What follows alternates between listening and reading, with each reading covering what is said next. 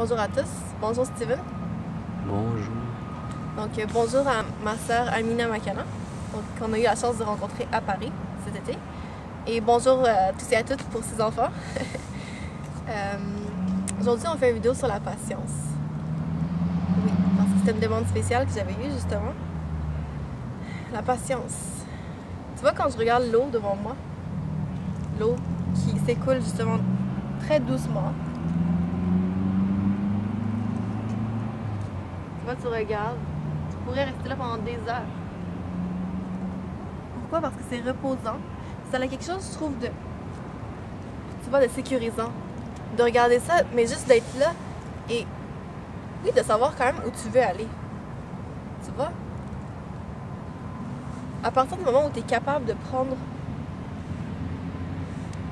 d'être dans cette optique-là de la vie un peu, où tu es capable de rester là et tu veux pas avoir peur un peu. Tu sais ce que je veux dire? De savoir où tu vas, comme tu dis. Tu sais pas? De savoir où tu vas, Oui. comme tu dis. Tu vois? Par exemple, il y a des goélands qui restent là pendant toute la journée à attendre de voir un poisson sortir de l'eau. Ou un bout de pain. Plus un bout de pain parce que les goélands, leur bec est pas adapté pour les poissons. Ils mangent des poissons quand même. C'est surtout des omnivores. Regardez ça, c'est un goéland. Il y en a plein. Et un goéland, ça mange surtout des frites de chez McDonald's. Oui. Mais je crois que oui. c'est ça, le vidéo, plutôt la vidéo, je m'auto-corrige, n'est pas sur les goélands, Non. ni sur les frites, mais bien sur la patience.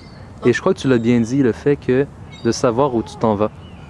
Parce que lorsque tu sais où tu t'en vas, lorsque tu as un but, un rêve, un objectif, c'est beaucoup plus facile d'être patient. Une personne, par exemple, qui veut courir le 100 mètres en 10 secondes,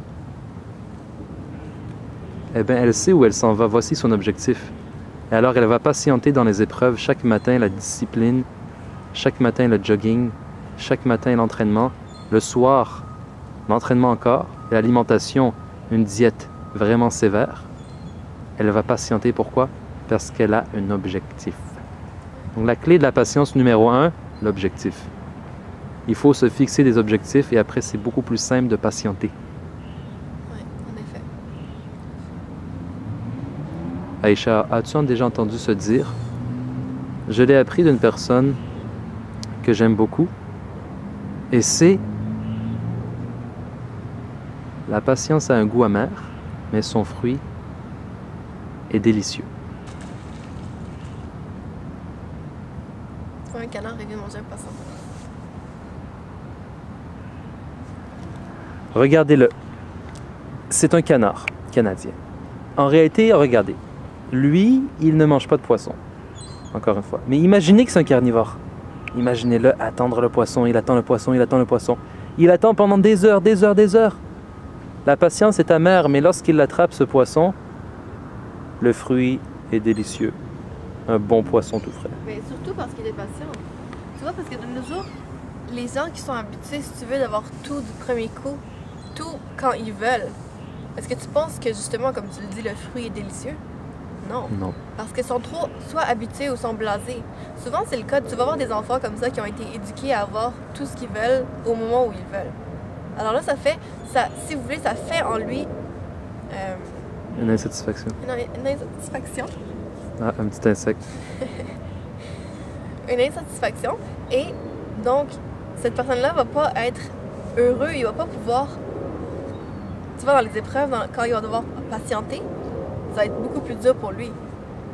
Alors que la personne qui est habituée de patienter, et justement, quand elle se rappelle pourquoi elle patiente, tu vois, il faut se rappeler et il faut se dire que les gens qui ont des épreuves, les gens qui sont éprouvés, ces gens-là, c'est des gens qui sont chanceux, tu vois. Une personne qui aurait tout ce qu'il veut quand il veut et qui n'aurait pas besoin d'avoir à travailler pour justement avoir ce qu'elle veut, d'une certaine manière-là, cette personne-là a perdu un délice de cette vie. Exactement. Même si on ne vit pas cette vie-là pour avoir des plaisirs, mais en même temps, patienter pour finalement avoir ce que tu veux, c'est quelque chose que beaucoup de gens, malheureusement, n'auront jamais. eu le plaisir de pouvoir avoir. Même si, parfois, tu peux patienter toute ta vie et finalement, tu n'auras pas ce que tu voulais. Mais si tu as été positif dans ton épreuve, si tu as été une personne qui, tu vois, a continué à suivre et à avoir des valeurs, c'est la beauté. C'est là où... Ouais. On peut inventer un proverbe live. Le pain sur la table est bien meilleur lorsqu'on a travaillé pour l'obtenir. J'aime. Cliquez sur j'aime.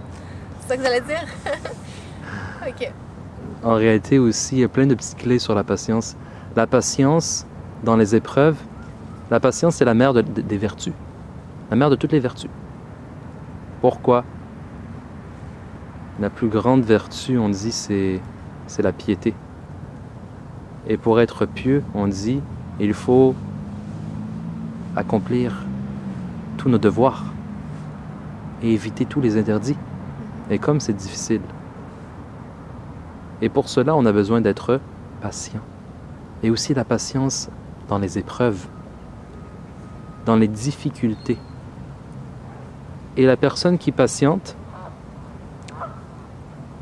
le croyant fort qui patiente, sera quoi? Récompensé. Et plus l'épreuve sera difficile, plus sa récompense sera grande. Et oui. Et on finit cette magnifique vidéo avec ce magnifique paysage par une... Et oui, ils défilent. Regardez-les, regardez-les, regardez-les. 1, 2, 3, 4, 5 et 6 et 7. Peut-être migrent-ils et 8. Migrent-ils où? Vers l'aventure, vers un coin plus chaud, parce qu'au Canada, il se refroidit ici. Et ils ont un objectif, un but, et donc ils patienteront. L'eau est froide et l'air terriblement glacial. Mais ils vont patienter ces bernaches, n'est-ce pas? Dans le fond, tu sais quelque chose, je pense que on peut même aller plus loin jusqu'à dire que de nos jours, là, on a beaucoup... Les exemples sont morts. Comme nous disait Rachid. Alors, tu vois, parfois il faut puiser dans nos sources, puiser à l'intérieur de nous-mêmes, puiser dans ce qui nous entoure.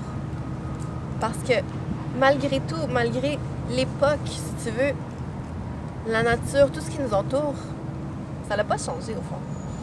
Même si oui, il y a beaucoup plus de pollution et tout, mais si tu transposes ça dans une vision encore plus, si tu veux, basique, juste regardons les animaux. Regardons les arbres, regardons les saisons, tu vois. Tout ça, moi, je trouve c'est une source, si tu veux, l'essence aussi de la patience. Tu vois comment les saisons s'écoulent une après l'autre. Comment, par exemple, un arbre va venir par la petite graine pousser et devenir ce qu'il est. Alors tout ça, c'est des choses qui nous montrent que oui, il y a des choses qui prennent du temps. Et que par la patience, on peut atteindre les plus hauts degrés. Oui. Exactement, les plus hauts sommets. Vous voyez la petite graine, comme tu as mentionné, dans le sol, qui grandit et qui devient un arbre gigantesque et magnifique. Regardez le séquoia d'Amérique, le grand de Californie, le géant, plus de 100 mètres.